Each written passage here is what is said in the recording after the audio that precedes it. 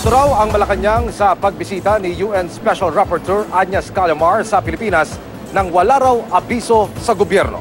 Ayon kay Presidential Spokesperson Ernesto Abella, sa hindi raw pag-contact ni Callamar sa gobyerno bago ang kanyang pagbisita, nagpadala raw ito ng mensahe na hindi interesado ang rapporteur sa pagkuha ng objective na perspektibo sa mga isyung sakop ng kanyang tungkulin. Nitong Setyembre, nagpadala raw ng sulat ang gobyerno kay Callamar para batiin siya sa kanyang pagkakatalaga bilang Special Rapporteur.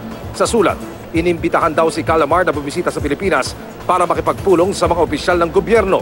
Layon daw sana ng pulong na maibigay ang perspektibo ng gobyerno sa kampanya kontra droga.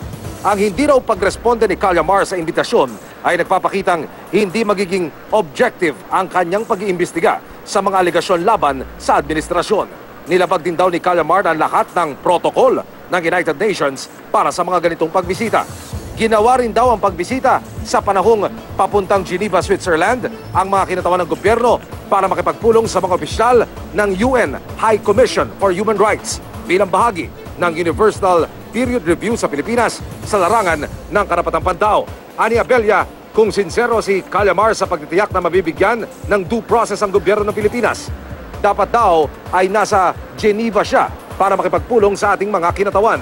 Ayon naman sa Free Legal Assistance Group of FLAG na nag-imbita kay Callamar sa forum tungkol sa kampanya kontra droga rito sa Pilipinas, maglalabas ng pahayag tungkol dito ang mga opisyal ng UN.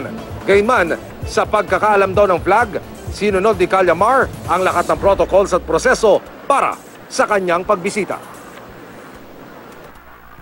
As far as we all know, the UN Special Rapporteur followed all of the protocols and all of the procedures required, which means